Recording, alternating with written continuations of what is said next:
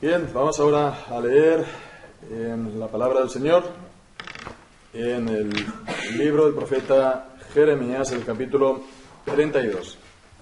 Jeremías 32.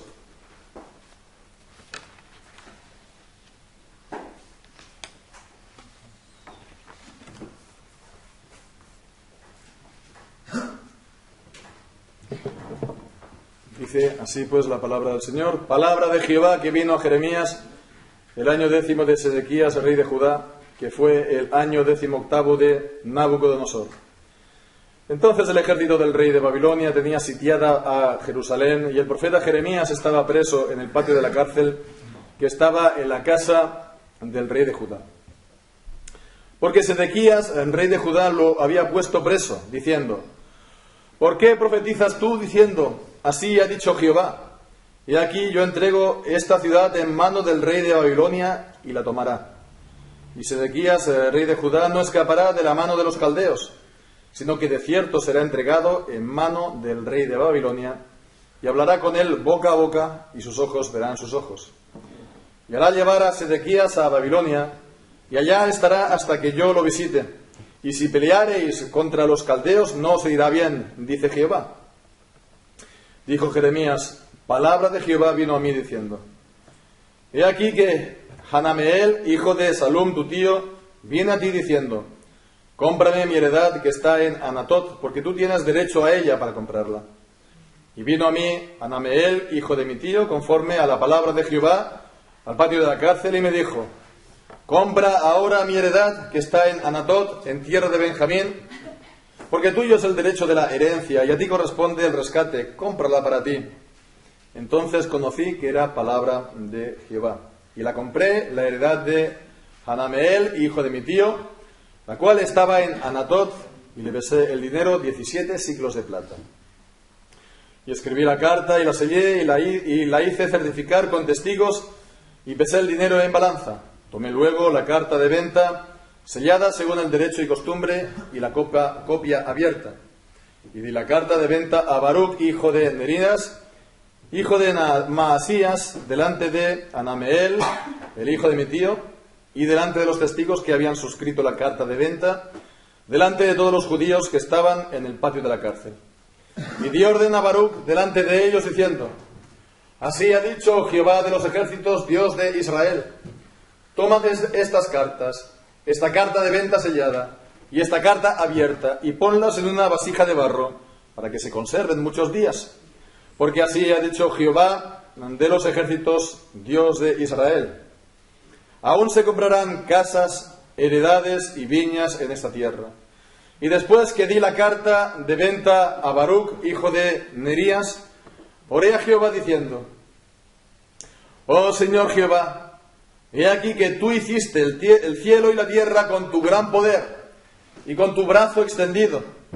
Ni hay nada que sea difícil para ti, que haces misericordia a millares y castigas la maldad de los padres en sus hijos después de ellos.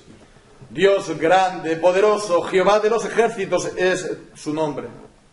Grande en consejo y magnífico en hechos, porque tus ojos están abiertos sobre todos los caminos de los hijos de los hombres, para dar a cada uno según sus caminos y según el fruto de sus obras.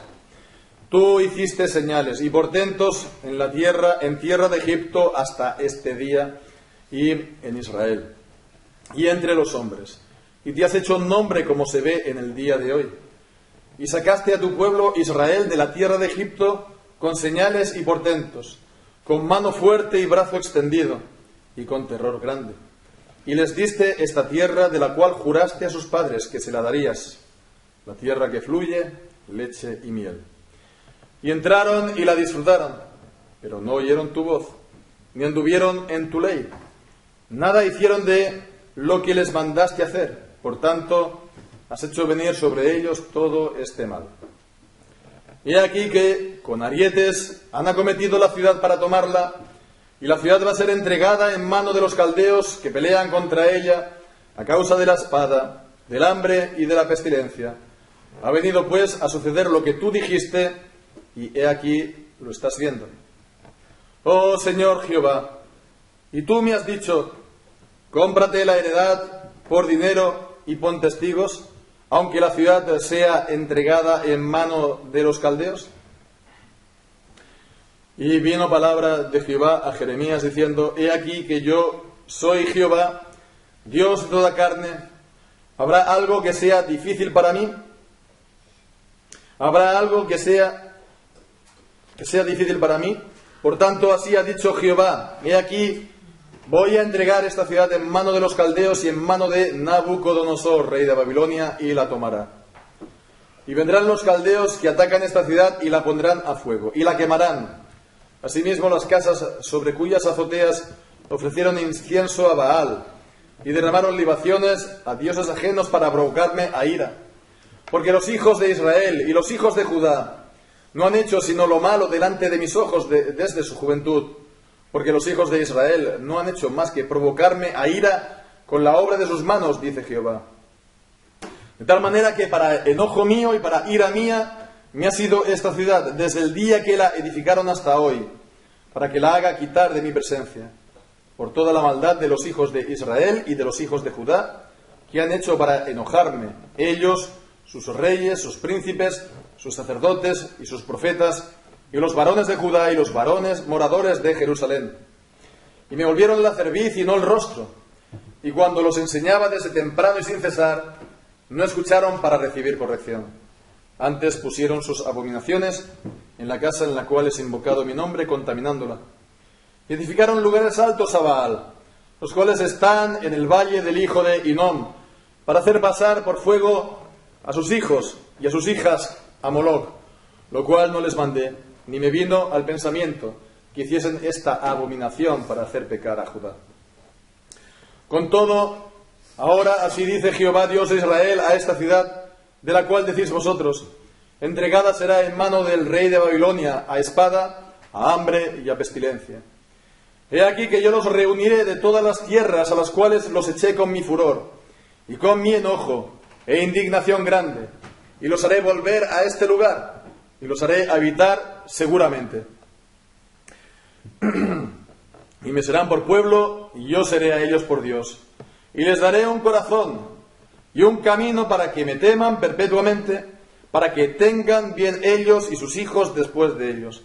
Y haré con ellos pacto eterno, que no me volveré atrás de hacerles bien. Y pondré mi temor en el corazón de ellos, para que no se aparten de mí. Y me alegraré con ellos haciéndoles bien, y los plantaré en esta tierra, en verdad, de todo mi corazón y de toda mi alma. Porque así ha dicho Jehová: como traje sobre este pueblo todo este gran mal, así traeré sobre ellos todo el bien que acerca de ellos hablo. Y poseerán heredad en esta tierra, de la cual vosotros decís: está desierta, sin hombres y sin animales, es entregada en manos de los caldeos. Heredares comprarán por dinero, y harán escritura, y la sellarán y pondrán testigos en tierra de Benjamín, y en los contornos de Jerusalén, y en las ciudades de Judá, y en las ciudades de las montañas, y en las ciudades de la Sefela, y en las ciudades del Negev, porque yo haré regresar sus cautivos, dice Jehová. Amén. El Señor bendiga su santa palabra.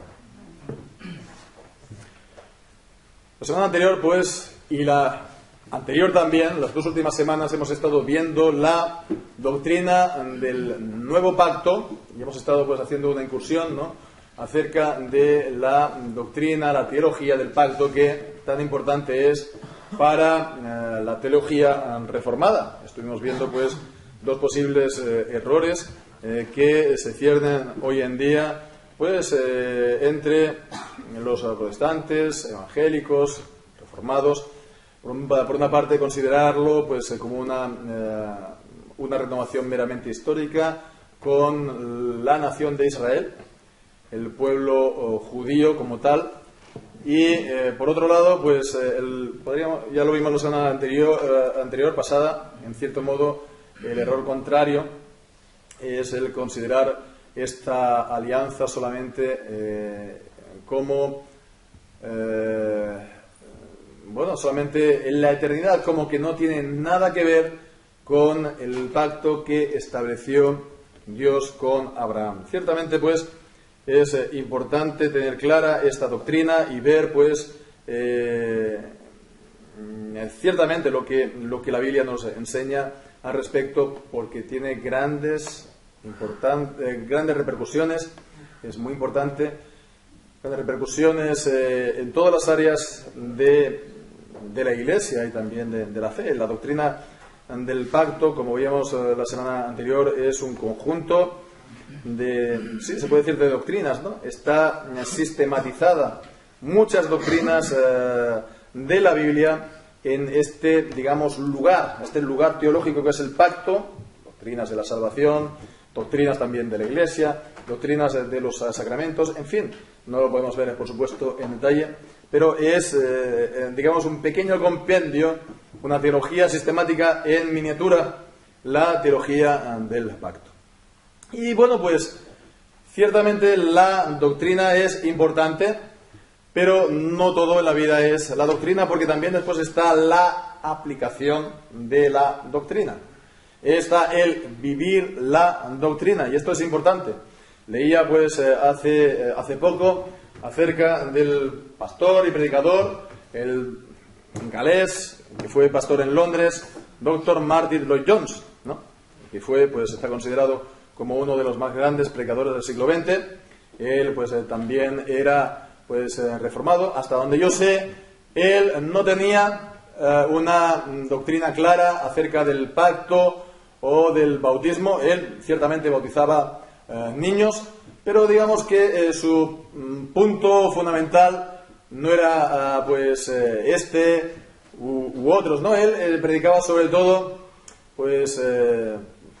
el Evangelio, sobre todo el punto fuerte de su ministerio, de su predicación, era que hay que ser un verdadero creyente, hay que ver en la Biblia cuáles son las características del verdadero creyente, y de esa manera podemos nosotros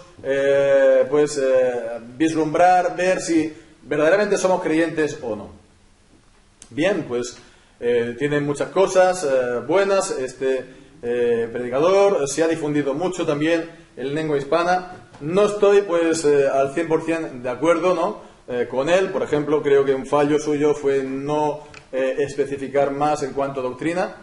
En las que hizo, en algunas estaba claramente equivocado, como cuando él atacó la salmodia exclusiva en sus predicaciones en Efesios 5, él la ataca, y las razones que él da pues no son para nada consistentes. No está en español, sí está en inglés. Y bien, pues en todo caso, este pastor pues dijo una cosa con la que sí estoy de acuerdo. Él decía que él no paraba de insistir acerca de la importancia de la doctrina, ¿sí? Él predica mucho acerca de la doctrina reformada en cuanto a la salvación, pero después de decir que añadía que después al mismo tiempo no paraba de insistir a la gente de que no bastaba solamente con la doctrina, que la doctrina se tiene, por lo tanto, que experimentar, se tiene que vivir. Y algo parecido lo encontramos aquí, porque en el capítulo 31 estaba hablando de la doctrina del nuevo pacto. Bien, pues aquí tenemos lo que podemos ver, una aplicación de esta doctrina del nuevo pacto a unas circunstancias particulares, unas circunstancias muy difíciles para la vida de Israel, una hora crítica, como vamos a ver. Y bueno, pues el Señor está pidiendo hacer una cosa completamente extraña. ¿Y cuál era la razón por la cual tenía que hacerlo? Pues Jeremías. Lo que hemos estado viendo, por lo tanto, las semanas anteriores, en este libro de la consolación, desde el capítulo 30 hasta el 32, y en particular el capítulo 31, lo que nos enseña acerca del nuevo pacto.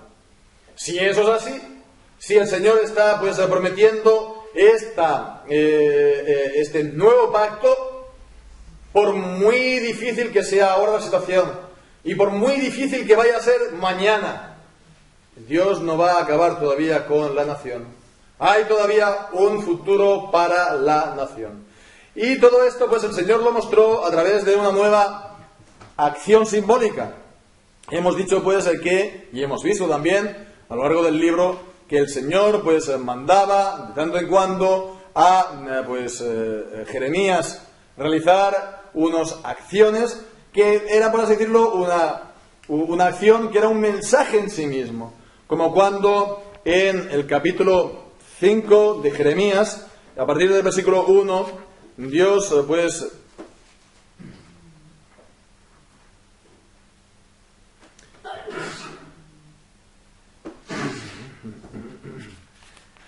bueno, pues por ejemplo, es el pasaje cuando pues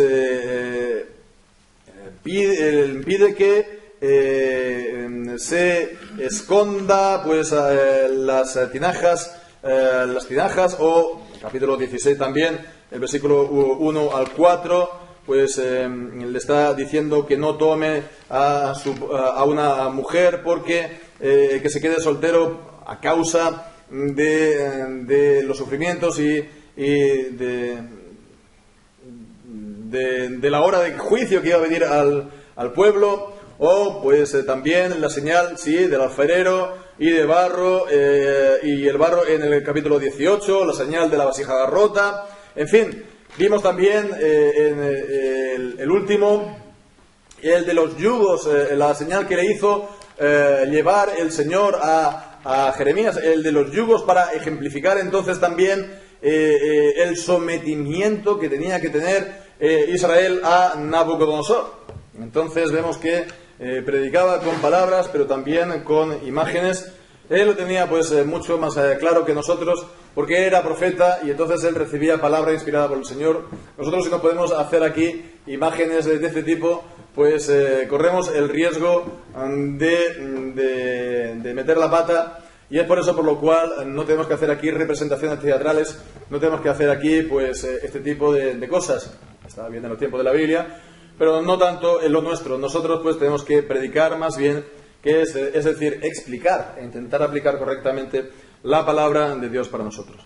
Bueno, en todo caso, volviendo aquí al capítulo en cuestión. Entonces vemos que aquí esta palabra le vino a Jeremías, dice, en el año 10º de Sedequías, este es el versículo 1, rey de Judá, que fue el año 18º de Nabucodonosor. Lo sitúa muy bien en el tiempo. Está pues aquí, digamos, en la antesala de que Jerusalén fuese tomada. Entonces estamos hablando aquí, el 10º año de Sedequías reinó solamente 11 años. Entonces iba a ser tomada unos meses después. Entonces estamos hablando aquí del año 586 antes de Cristo. Y pues vemos que Jeremías estaba preso. Este tema, lo que Jeremías pues estuvo sufriendo en los últimos meses, en la recta final, antes que Jerusalén fuese tomada, ya lo veremos ahora a continuación. Y bueno, pues estaba preso en el patio de la cárcel. La razón, pues, vemos que a Sedequías no le gustó el mensaje, lo que estaba diciendo entonces Jeremías. En el versículo 3, Sedequías, el rey de Judá, lo había puesto preso, diciendo, ¿por qué profetizas tú así diciendo? Pues así ha dicho Jehová, he aquí que yo entrego esta ciudad en mano del rey de Babilonia, y la tomará. En vez de escuchar la palabra del Señor, que hasta el último momento le envió por medio de Jeremías, en vez de esto, él pues estaba diciendo, bueno, pues así va, lo que vas a conseguir es solamente desanimar al pueblo y que no ofrezcamos resistencia. Vemos aquí realmente un ejemplo de lo que es el endurecimiento del corazón. Lo encontramos claramente en Éxodo, el endurecimiento del corazón de Faraón, pero aquí no es menos. Realmente el corazón de Ezequías estaba endurecido. Y si leemos en las páginas de Éxodo que sí, Faraón endureció su corazón y que su corazón estaba endurecido, no es menos cierto que eso fue según la voluntad del Señor, por lo cual dice que fue Jehová, el Señor, quien había endurecido el corazón de Faraón. Pues del mismo modo hemos de ver que fue por la voluntad del Señor que aquí Sedequías, había sido endurecido, había pues esa obstinación, ese rechazo de escuchar la palabra del Señor. En el caso de Faraón, ¿fue para qué? Dice, para mostrar mi poder y para que mi nombre sea, pues, glorificado en todas las naciones. Lo mismo también, entonces, aquí con Sedequías, que su nombre fuera glorificado también en el juicio. El Señor, pues, había decidido esto en su decreto y era, por lo tanto, irrevocable. Y bien, pues, en esta situación entonces recibe Jeremías la visita de un pariente, que es lo que leemos a partir del versículo 6. En el versículo 7, pues, nos dice que vino Anameel, hijo de Salum, el tío de Jeremías, y le vino con una propuesta: cómprame mi heredad que está en Anatot. Ya al principio, justo al principio del libro, se nos dice que Jeremías provenía de la ciudad sacerdotal de Anatot, que era allí donde el sumo sacerdote, pues, había sido desterrado en los tiempos de Salomón. Bien, pues entonces aquí vino Anameel con esa propuesta: cómprame mi heredad que está en Anatot, porque tú tienes derecho a ella para comprarla. Esto no se trata entonces solamente de digamos, transacción económica más. Esto es lo que encontramos en la Biblia, en otros lugares, o se conoce como la ley del levirato. La ley del levirato es que se case, con el pariente. En todo caso, esto es la ley de la redención de las propiedades, de las heredades, que leemos en el libro del Levítico, en el capítulo 25. A partir del versículo, pues, 25, dice: cuando tu hermano empobreciere y vendiere algo de su posesión, entonces su pariente más próximo vendrá y rescatará lo que su hermano hubiera vendido, y cuanto el hombre no tuviera rescatador y consiguiere lo suficiente para el rescate, entonces contará los años que vendió y pagará lo que quedare al varón a quien vendió y volverá a su posesión. Así no consiguiere lo suficiente para que se la devuelvan, lo que vendió estará en poder del que lo compró hasta el año del jubileo. Al jubileo saldrá y a él volverá a su posesión. El varón que vendiere casa de habitación en ciudad amurallada tendrá facultad de redimirla hasta el término de un año de la venta. En un año será el término de poderse redimir. Y si no fuere rescatada dentro de un año entero, la casa que estuviera en la ciudad amurallada quedará para siempre en poder de aquel que lo compró. Para sus descendientes no saldrá en el jubileo. Así, por lo tanto, vemos que aquí lo que se trata es redimir la herencia. Cuando alguien, pues, estaba en dificultades económicas y tenía, pues, una tierra, una heredad, entonces lo vendía, pero tenía entonces que venderlo primeramente, sobre todo en la familia, en el seno de la familia. Vemos la importancia también de la familia en la Biblia. Y bueno, aquí utiliza la palabra redimir, ¿no? Rescatar. Es una palabra también un poco técnica. Entonces, hay, pues, también este mandamiento que sea de la familia. ¿Y por qué? También queda primeramente en la familia. Digamos, esto no se vende, digamos, no se hace mercado con ella, y después vemos que sale en el jubileo. En el jubileo, si era, pues, una ciudad sin murallas, si es una ciudad con murallas, esa heredad, entonces no saldría en el jubileo. Bien, pues vemos aquí también detalles de esto más en el libro de Ruth, acerca de este tipo de tratos, de ventas, ¿no? Sí, entre la propia familia. Y pues allí vemos que sí, que uno de los parientes se podía a lo mejor negar, ¿no? Pero entonces tenía que recibir este zapato, que era, bueno, pues era una deshonra para él, ¿no? Por lo cual su casa se tenía que llamar la casa del descalzado. Entonces, primeramente se ofrecía al familiar más cercano. Si él lo rechazaba, pues al más cercano todavía así sucesivamente, y bueno, si al final no había ningún familiar, ni de la familia extensa, lo cual era prácticamente imposible, pues entonces ya se tendría que vender tal vez a otra persona, de fuera de la familia. Pero eso sería improbable porque en una familia extensa, como en la de los judíos, en aquel entonces, que eran el concepto de tribu, pues ciertamente se quedaba entonces en la familia o en la tribu. La familia pues alargada. Todo este procedimiento pues lo vemos en el versículo 9, dice que el precio de la venta era 17 siclos de plata, y todo el procedimiento, pues escribir la carta, sellarla con testigos, pesar el dinero con la balanza, en fin, todo eso está pues explicado en detalle en los versículos.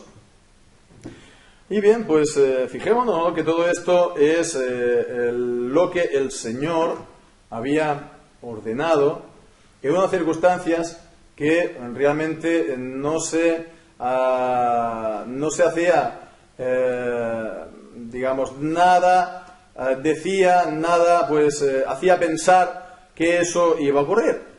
Estaba sitiada por los ejércitos, el hambre en la tierra era severo. Jeremías tenía ese dinero, seguramente ese dinero serviría para que él pues pudiera sobrevivir en la ciudad. Los víveres empezaban a escasear, ya se empezaba a pagar la comida pues a un precio desorbitado. Él tenía ese dinero y le viene entonces aquí este familiar y le dice: cómprame, rescátame esta heredad, porque tú eres quien lo tienes que hacer según la palabra de Dios.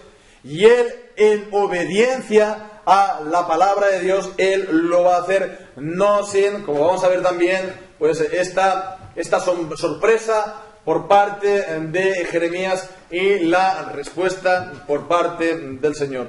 Todo esto, pues, esta compra para ejemplificar, para mostrar el mensaje que Dios quería dar al pueblo. El versículo 15: porque así ha dicho Jehová de los ejércitos, Dios de Israel: aún se comprarán casas, heredades y viñas en esta tierra.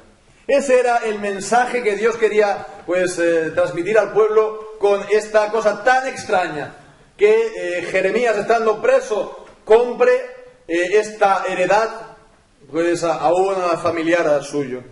Bien, pues fijémonos, ¿no? Hay que obedecer al Señor por encima de todas las cosas, incluido también cuando esto nos cuesta algo, incluido también en la cuestión económica, por supuesto. Hemos de obedecer al Señor en confianza también de su provisión. Y bueno, es algo que también se tiene que enseñar y se tiene que animar y exhortar al pueblo. No se tiene que ser, por supuesto, monotemático, un pastor que esté pues enseñando, o predicando, o exhortando en cada mensaje, mañana y tarde, al pueblo de que tiene que estar pues ofrendando fielmente, etcétera, etcétera. Pues realmente habría ahí un problema. Pero cuando te lo encuentras en la palabra de Dios, y aquí pues se encuentra, se tiene que también animar. Él podría a lo mejor haber hecho un cálculo, Jeremías, y él habría dicho: oye, pues si yo doy este dinero en obediencia a lo que me está diciendo Dios, lo mismo voy a pasar hambre. Lo mismo no me va a alcanzar para poder comprar aquí los víveres. Lo mismo. Entonces, muy bien, está muy bien que seamos previsores, pero es bueno, por encima de todo, obedecer la palabra de Dios, y Dios ama al dador alegre. Y dice la palabra de Dios en el Salmo que cantamos, ¿verdad? He visto joven y envejecido, y no he visto a justo desamparado, ni a su descendencia que mendigue pan. Y es así. El Señor es fiel a su palabra, con lo cual, pues hemos de simplemente de buscar el reino de Dios y su justicia, todo lo demás será añadido. Bien, pues, como decimos, esto le causa sorpresa, como mínimo sorpresa a Jeremías. Y entonces en los versículos en versículo 16 al 25 nos encontramos con la oración que Jeremías hace al Señor. Oh Señor Jehová, versículo 17: he aquí que hiciste el cielo y la tierra con tu gran poder y tu brazo extendido. ni hay nada que sea difícil para ti. Ni hay nada que sea difícil para ti. Pues que bueno, aquí comienza la oración. Jeremías con adoración, con reconocimiento de quién es Dios, de sus maravillas, de sus atributos, de sus obras, y pues lo vemos aquí en estos versículos siguientes, el versículo 18, 19. ¿Qué haces misericordia a millares y castigas la maldad de los padres a los hijos después de ellos? Lo cual se nos dice en el Decálogo, en el Éxodo y en Deuteronomio 5 también. Dios grande, poderoso, Jehová de los ejércitos es su nombre. Dios grande, poderoso también es una apelación de Dios en el Decálogo. Grande es Dios, Dios grande, poderoso. Jehová de los ejércitos es su nombre, grande en consejo, está hablando de sus decretos, de su voluntad, de sus propósitos, magnífico además en obras, las dos cosas van juntas, Dios hace lo que se ha propuesto y sus ojos están abiertos sobre todos los caminos de los hijos de los hombres. Él conoce lo que todos los hombres hacen, conoce lo que está en sus corazones, conoce lo que ellos dicen hasta la última palabra, la palabra más ociosa y vana, pero vemos que también entonces, si conoce todas estas cosas, mucho más todavía, Él conocerá todas las obras. Y eso, pues, el Señor que es justo, es para dar retribución a cada uno según sus caminos y según el fruto de sus obras. Y hay esta ley inscrita en la vida, que se recoge lo que uno ha sembrado. Que el que ha, cometido males, esos males al final les alcanzarán. Al final la gente... su historia, su biografía, si lo miramos, bueno, no conocemos pues en detalle su historia, pero es en gran manera vamos a ver esto reflejado, y si no se cumple pues plenamente aquí en esta vida, ciertamente se cumplirá para la eternidad. Este es la ley que está inscrita en esta vida, que leemos incluso en Romanos capítulo 2, cuando dice que, versículo 6, Dios pagará a cada uno conforme a sus obras. La vida eterna a los que perseverando en hacer el bien buscan gloria, honra e inmortalidad, pero enojo e ira a los que son contenciosos y no obedecen a la verdad, sino que obedecen a la injusticia. Tribulación e injusticia sobre toda alma humana que obra lo malo, del judío primeramente y también del griego, pero gloria y honra y paz a todo el que obra el bien, al judío primeramente y también al griego. Así pues, este principio de la retribución está presente incluso en la salvación, porque en la salvación no se hace sin cumplir las demandas de la justicia de Dios a través del Señor Jesucristo. Y lo que recibimos entonces en la salvación es perseverando en el bien hacer, perseverar en la fe, y pues recibimos también en la salvación el fruto de nuestras buenas obras al Señor, evidentemente que no son perfectas, evidentemente que es también por la gracia del Señor, que no castiga lo malo que hay en ellas, que acepta y recibe lo bueno que hay en ellas, pero es el mismo principio que está también en la salvación y en las obras de los creyentes. Vemos a partir del versículo 20 la importancia de la historia de Israel también para la fe de los judíos, la fe también de los creyentes, y entonces está aquí pues haciendo un repaso de cómo pues se salieron de la tierra de Egipto y lo sacó con las señales, con los milagros, las maravillas, y le dio también pues esta tierra de la cual juraste a los padres que se la darías, la tierra que fluye leche y miel. Entraron, la disfrutaron, pero no oyeron tu voz ni anduvieron en tu ley, nada hicieron de lo que les mandaste hacer, por tanto has hecho venir sobre ellos todo este mal. Y ahora pues están la ciudad, ahora pues aquí cercada y sitiada, y tú me pides a mí comprar esta heredad, ¿no? Aquí está en el versículo 25 con esa señal de interrogación, pero incluso podríamos verlo esto como una señal de admiración. Y tú me has dicho, cómprate la heredad por dinero y pon testigos, aunque la ciudad sea entregada en manos de los caldeos. No es una queja, está asombrado. El Señor a veces pues nos lleva y nos pide hacer cosas que no es que estén, pues sea antirracional, pero que está en contra de la evidencia de lo que vemos, ¿verdad? Bueno, pues fijémonos en la respuesta del Señor. Vino palabra a Jehová a Jeremías diciendo: he aquí, yo soy Jehová, Dios de toda carne. ¿Habrá algo que sea difícil para mí? Si nos damos cuenta, es lo mismo que había dicho. Es lo mismo que había dicho Jeremías, el versículo 17. Ni hay nada que sea difícil para ti. Difícil para ti. Lo había dicho Jeremías, pero parece como que se lo hubiera olvidado por el camino, mientras estaba hablando. Realmente, dice el Señor, no hay nada que sea demasiado difícil. La palabra difícil en el original literalmente significa asombroso. Una maravilla, algo asombroso, fuera de lo normal. Para los hombres sí, para Dios no. ¿Por qué? Porque Él es el Todopoderoso. El Todopoderoso significa que Él lo puede hacer todo. Él lo puede hacer todo. Él tiene todo el poder para hacer todas las cosas. Si hizo los cielos y la tierra y en 6 días con la palabra de su poder solamente, sin medios, pues cuánto más Él puede hacer lo que ahora en el mundo creado, lo que Él quiera.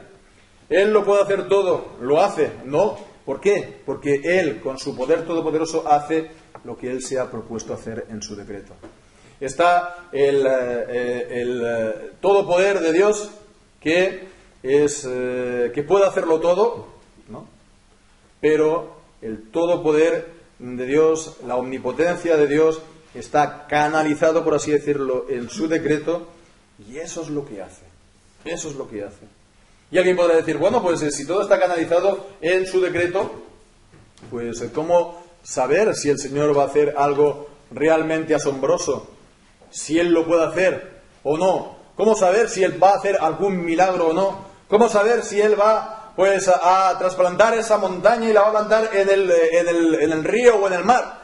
¿Cómo saber que el Señor va a hacer grandes obras a favor del pueblo, de nosotros, de mi vida? ¿Cómo? En principio, a priori, de entrada, no lo sabemos. No lo podemos saber sino una revelación de Dios. Y bueno, pues en principio hemos de declarar la voluntad de Dios. Las revelaciones ya están acabadas, las revelaciones privadas y particulares ya están cerradas, y nos queda la santa palabra de Dios, que nos es suficiente a nosotros para conocer la voluntad de Dios para nuestras vidas. ¿Cómo saberlo entonces de antemano ante una situación en particular, sí o no? Pues en principio, de entrada no lo sabemos.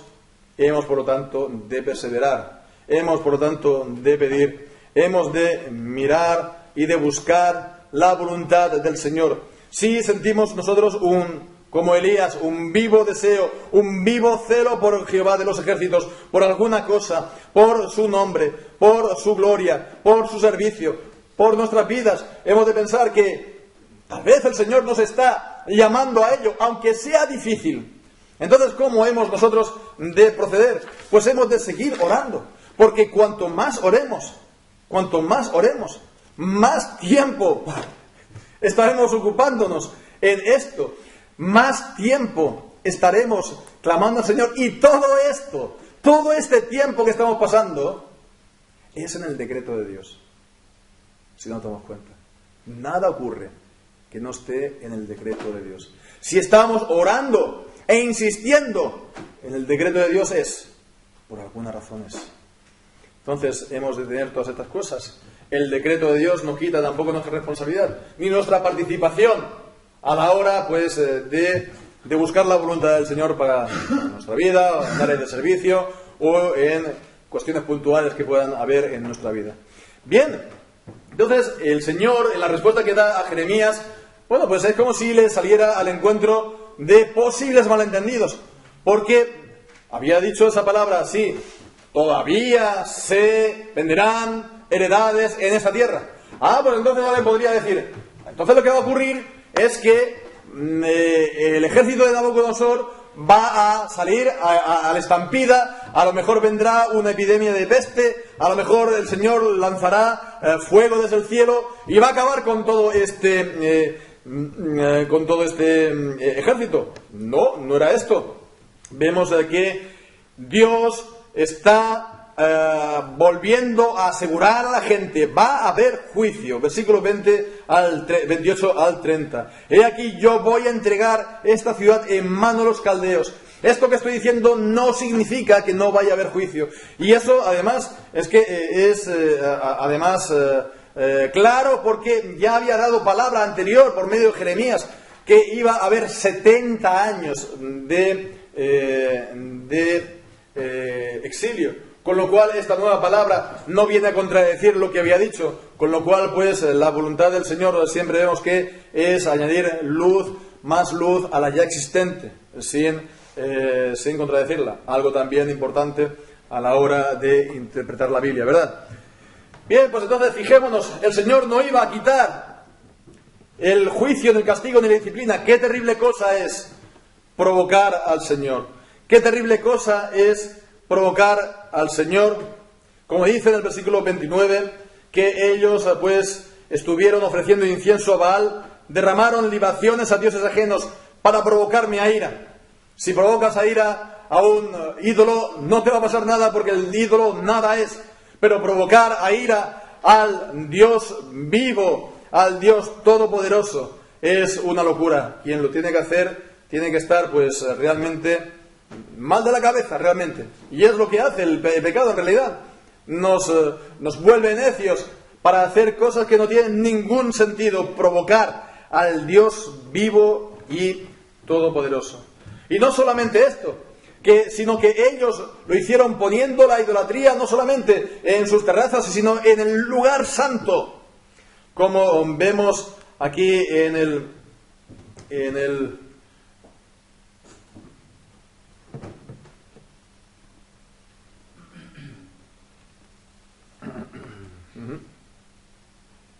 versículo 34, que pusieron sus abominaciones en la casa en la cual es invocado mi nombre, contaminándola.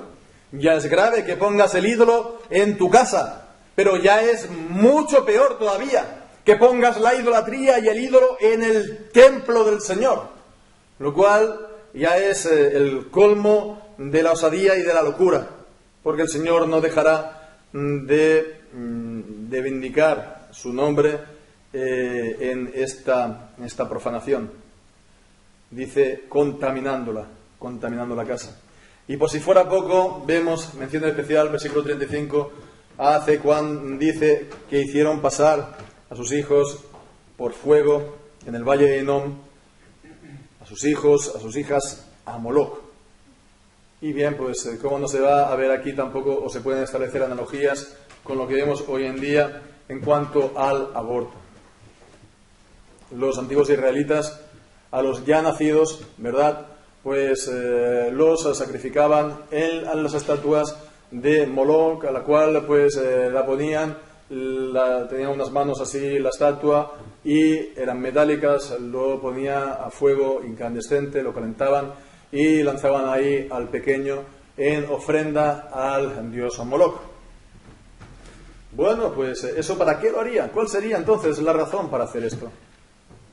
La gente aquella pues lo hacía sin alguna razón. Algún tipo de razón lo tendría que hacer, digo yo, ¿no? Algún tipo de discurso tendrían que dar. Algún tipo de justificación tendrían que dar. No lo harían, no, mira, coge a tu hijo, lo tiras ahí y ya está. No, tendría que estar eso de alguna manera explicado. No digo que sea justo, no digo que sea correcto, es una abominación, pero algún tipo de explicación tenían que dar. ¿Cómo si no? Uno va a dar a su hijo y lo va a tirar ahí, en las manos de esa estatua. Alguna justificación tendría que dar. Bueno, pues entonces sí, nos están dando justificaciones aquí, por ejemplo, acerca del divorcio.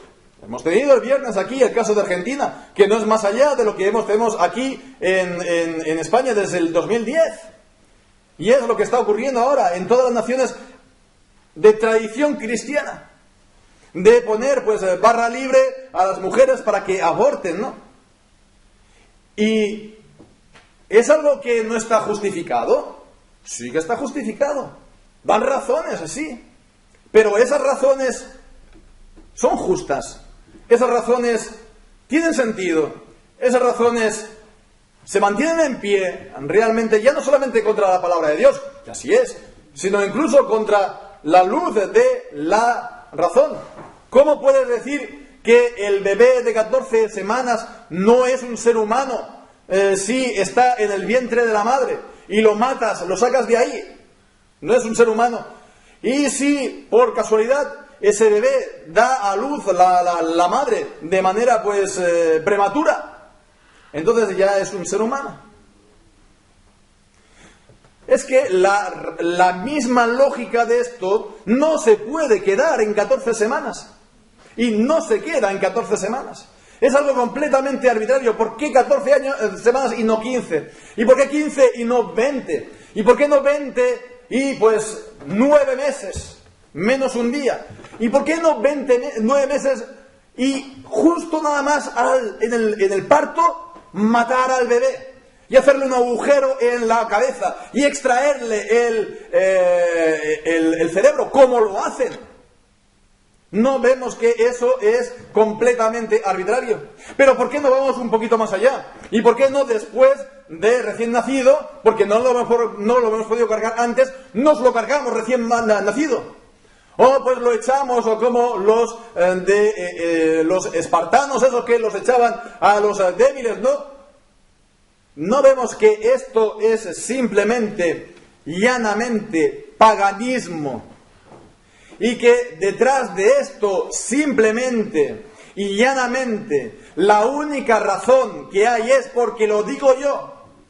Porque se le ha puesto y le ha metido en la cabeza a las mujeres, a las señoras, de decirle que tú eres libre con tu cuerpo y tú decides y con eso basta. Pues no basta. Porque es una vida, pues sí, que tú llevas en tu seno, pero no eres tú, es tu hijo, y eso es una abominación.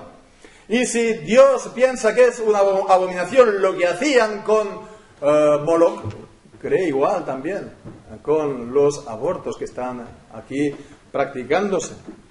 Es una abominación. Y si eso fue un motivo para que viniese el juicio de Dios sobre Israel, no pensemos que nuestras naciones y nuestros países se van a quedar sin el juicio de Dios. No pensemos que esto va a quedar de una manera u otra, y no sé cómo, porque yo no tengo ninguna revelación especial que me lo diga. No sé cómo ni no sé cuándo, no sé de qué manera va a venir, pero sé que el Señor no va a dejar de castigar y vengar todo esto. Porque Él es Dios y Él es justo. Y Él no pasa por alto ni hace la vista gorda. Bien, pues entonces fijémonos. Iba a haber juicio, pero con todo y con eso iba a haber también restauración. Que es lo que leemos también a partir del versículo 37, cuando dice: yo reuniré de las tierras a las cuales los eché con mi furor, lo que ya vimos en el capítulo 30. Versículo 38 también: me serán por pueblo y yo les seré a ellos por Dios. Por cierto, es la palabra que también la habíamos visto en el nuevo pacto, en Jeremías 31, y que aparece por primera vez allí en Génesis 17, en el pacto de Abraham. Es el mismo pacto. Con lo cual, aquí vemos que está refiriéndose al pacto del nuevo pacto de Jeremías 31, que también es en esencia el pacto de Abraham que se renueva. Entonces fijémonos, si el pacto de Abraham, como si vimos la semana anterior con los bautistas, que dicen que es un pacto carnal o para los carnales, ¿verdad? Y que el nuevo pacto es otra cosa, es otro pacto completamente distinto, no es el mismo que se renueva, sino es otro pacto completamente distinto. Aquí entonces tenemos dos pactos. Tenemos el pacto en el Antiguo Testamento, tenemos el pacto de Abraham y tenemos aquí el nuevo pacto que ya estaba aquí operando, porque ellos iban a venir aquí a Israel y ellos iban a ser restaurados en el tiempo del Antiguo Testamento en base al nuevo pacto, en base a las promesas de Jeremías 31. Jeremías 31 primero y Jeremías 32 después. Entonces, el nuevo pacto estaba también presente en el Antiguo Testamento. ¿Cuál es el misterio? ¿Hay dos pactos distintos? No, es el mismo pacto de Abraham, como no puede ser de otra manera, en el Antiguo Testamento. Bien. Versículo 39, y con esto acabamos: les daré un corazón y un camino para que me teman perpetuamente, para que tengan bien ellos y sus hijos después de ellos. Y haré con ellos pacto eterno. Vemos lo que decíamos, el pacto eterno, el nuevo pacto, el pacto eterno del Señor, que sí que era con Abraham en el Antiguo Testamento, pero era la administración de esas promesas de Dios que tienen su origen en la eternidad, en las personas del Padre, del Hijo, principalmente también en el Espíritu Santo, porque es trinitario. Un pacto eterno. Y bien, pues decimos estas promesas sobre todo de temor a Dios. De temor a Dios. Les daré un corazón y un camino para que me teman perpetuamente. Las promesas también de que el Señor se va a alegrar, de que el Señor los va pues a restaurar, los va a multiplicar. Versículo 44, y con esto se acaba el capítulo: heredades comprarán por dinero. Ahora de escritura, de la misma manera que hizo Jeremías. ¿Para qué? Pues para que teman al Señor. Para que teman al Señor, como dice pues aquí Jeremías en el capítulo 40. Para que pondré mi temor en el corazón de ellos, para que no se aparten de mí. Ciertamente hemos de tener, por supuesto, esto bien presente, el temor de Dios. Porque si Dios es el que obra el nuevo pacto, es el que lo promete a los elegidos, si Dios es el que lo realiza, porque es un pacto, sí, incondicional de Dios para los elegidos en la eternidad, ¿no? Aunque también Él da lo que Él requiere, las condiciones que Él pone pues, para los suyos, para que lleguen a la fe, etc. Pero si es Dios quien actúa, si es Dios quien obra, realmente una de las respuestas que tiene que haber en los creyentes es el temor de Dios. Si la buena obra la comienza Dios, porque estoy convencido de esto, dice Pablo en Filipenses: aquel que comenzó la buena obra la continuará hasta el día de Jesucristo. Él la comenzó, la buena obra, es Él quien la comienza, no es una obra a medias entre yo y Dios. Es Dios quien tiene la iniciativa, es Dios quien llama, es Dios, por lo tanto, que llama a la comunión con el Señor Jesucristo, es Dios quien justifica, es Dios quien santifica, es Dios quien hace que perseveremos. Si Dios entonces está haciendo la buena obra en nosotros, pues entonces la respuesta nuestra ante todo esto es darnos cuenta que la salvación es un terreno santo, porque Dios está obrando y a la obra, y por lo tanto nuestro temor ha de ser el temor, la reacción ha de ser el temor reverencial del que leemos en Filipenses capítulo 2 y versículo 12 y 13. Por tanto, amados míos, como siempre habéis obedecido, no como en mi presencia solamente, sino mucho más ahora en mi ausencia, ocupaos en vuestra salvación con temor y temblor, porque Dios es el que en vosotros obra, así el querer como el hacer, por su buena voluntad. Ocuparnos en la salvación con temor y con temblor, vemos. Es intensivo, porque es Dios quien lo hace. Es Dios quien pone en nosotros el deseo. Es Dios quien pone en nosotros la capacidad. Y nosotros, sí, por supuesto, que queremos. Pero es porque Dios nos pone el deseo. Y sí, nosotros también vamos libremente, pero es porque Dios pone la capacidad. Por lo tanto, hemos de ver esta gran maravilla. ¿Hay algo demasiado difícil para Dios? No. Y entonces, lo que para nosotros es imposible, el ser salvos, para Dios es posible. Los discípulos se preguntaban asombrados, si esto es así, ¿quién puede ser salvo? Y Jesús respondió, lo que es imposible para los hombres es posible para Dios. ¿Hay algo que sea demasiado difícil, demasiado asombroso para Dios? Convertir al más alejado, al más perdido pecador, para mostrar en él primero, toda gracia, para ser ejemplo de los creyentes. Él puede hacer grandes obras, como nos hizo en el pasado, para la gloria de su santo nombre. Y en eso nos tenemos nosotros que, pues, centrar, no tanto en las circunstancias que pueden ser variables, ¿no?, en nuestras vidas. Bien, pues que así sea, que el Señor bendiga en su santa palabra en nuestras vidas. Amén.